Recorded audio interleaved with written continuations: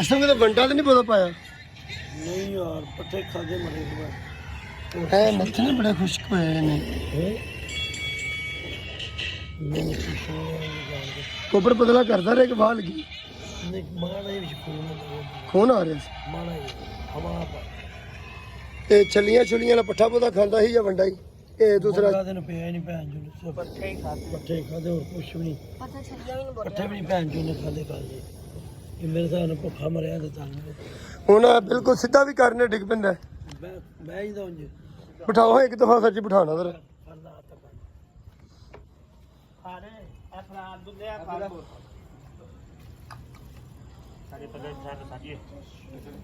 ਥੋੜਾ ਸਿੱਧਾ ਤੇ ਕਰੋ ਭਾਵੇਂ ਪਤਾ ਲੱਗੇ એનર્ਜੀ ਲੈਵਲ ਦਾ ਕਿੰਨਾ ਡਾਊਨ ਹੋਇਆ ਐਸਾ ਮੈਨੂੰ ਡੀਹਾਈਡਰੇਸ਼ਨ ਇਲੈਕਟ੍ਰੋਲਾਈਟਸ ਡੈਫੀਸ਼ੀਐਂਸੀ ਹੋ ਗਈ ਛੱਡੋ ਭਾਈ ਕੀ ਕਰ ਛੱਡੋ ਆ ਛੱਡੋ ਇਹਨੂੰ ਆਇਆ ਮੂੰਹ ਹੋਰ ਕੁੜੀ ਉਹਦਾ ਮੂੰਹ ਅਸੀਂ ਇਹ એનર્ਜੀ ਲੈਵਲ ਡਾਊਨ ਜੇ ਸਭ ਨੱਥਨੇ ਬੜੇ ਖੁਸ਼ਕ ਹੋਏ ਨੇ ਖਾਦਾ ਐ ਪਤਾ ਕਿਵੇਂ ਜਦੋਂ ਜਾਨਵਰ ਨੂੰ ਰੋਮੀਨੋਟਿਸੀਡੋਸਿਸ ਦਾ ਮਸਲਾ ਬਣਦਾ ਫੂਡ ਪੋਇਜ਼ਨਿੰਗ ਦਾ ਮਸਲਾ ਬਣਦਾ ਨਾ ਜਾਂ ਕੋਈ ਜ਼ਹਿਰੀਲਾ ਪੱਠਾ ਦਾਣਾ ਚੱਲਾ ਚਾਰਾ ਵਗੈਰਾ ਖਾ ਜਾਏ ਜਾਂ ਛਲੀਆਂ ਬਾਅਦ ਦਫਾ ਕੀੜਾ ਛੇੜਾ ਵੀ ਚੱਲਦਾ ਪਿਆ ਹੋਵੇ ਇਹ ਫੂਡ ਪੋਇਜ਼ਨਿੰਗ ਦੀ ਨਿਸ਼ਾਨੀ ਤੁਸੀਂ ਦੱਸਿਆ ਨਾ ਗੋਬਰ ਵੀ ਪਤਲਾ ਥੋੜਾ ਪਤਾ ਕਰਨ ਨਾਲ ਬਲੱਡ ਆ ਰਿਹਾ ਹੋਵੇ ਮੇਰਾ ਖਿਆਲ ਨਾ ਇਹ ਮੂੰਹ ਦਾ ਸਾਰਾ ਇਹ ਲੰਮਾ ਪੈਂਦਾ ਜਾ ਰਿਹਾ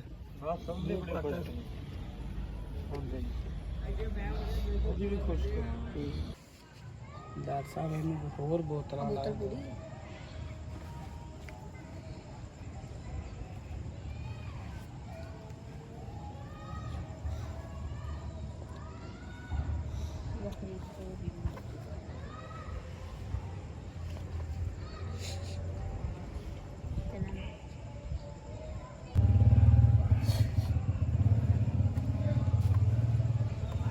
ਦੀਦੀ ਵੀ ਪੈਰ ਨੂੰ ਯਾਰ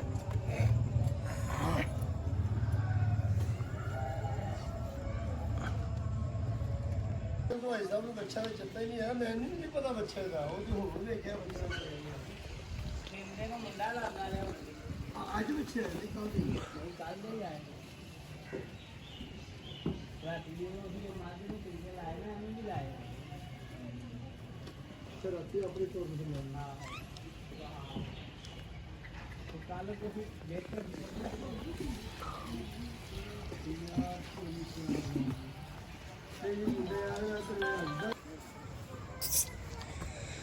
माशाल्लाह करी खड़ा हो गया और ये पूरा ही खड़ा रहेगा इंशाल्लाह ताला इहदा इस ना एनर्जी लेवल बड़ा डाउन हो गया सी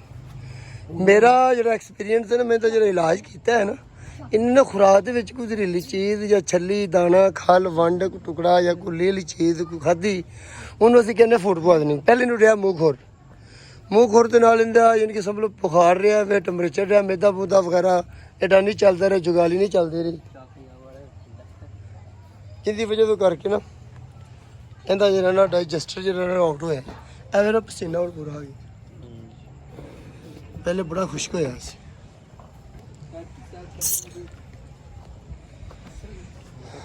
ਕਿੱਦਾਂ ਕਰਦਾ ਮੂੰਹ ਮਾਰਦਾ ਸੂਰ ਮਾਰ ਕੇ ਨਹੀਂ ਜਗਾਲੀ ਚੱਕੇ ਦਾ ये चंगा शापर बने बाकी यार बच्चा माशाल्लाह बड़ा बड़ा बच्चा यार खड़ा होया पता लगा डॉक्टर साहब तो बच्चा रह गया बड़ा गोल सी खूबसूरती कमजोरी नाल मेरा 10-12 दिन तो बीमार होएगा लिंग हो गया बस क्यों भाई साहब किन्ने दिन तेन पहले मुखर आया रहा एक तिन्ना चौंदे पहले तेरा अपने मां हफ्ता बुलांदे रहे ठीक है कोई समझ नहीं आई गल फिर ਅਸੀਂ ਇੱਥੋਂ ਲਿਆ ਕੇ ਸਟੋਰ ਤੇ ਲਾਂਦੇ ਰਹੇ ਕੱਲ ਆਏ ਨਹੀਂ ਸਹੀ ਕਿ ਆਂਦਾ ਮੈਂ ਸਹੀ ਛੋਲੇ ਦਾ ਮਾਲ ਖਾਦਾ ਮਰਦਾ ਨਹੀਂ ਆ ਨਹੀਂ ਖਾਂਦਾ ਪੀਂਦਾ ਰਹਿੰਦਾ ਨਾ ਤੇ ਫਿਰ ਇਹਦਾ ਤੇਰਾ ਸਿਲਸਿਲਾ ਚੱਲ ਜਾਣਾ ਸੀ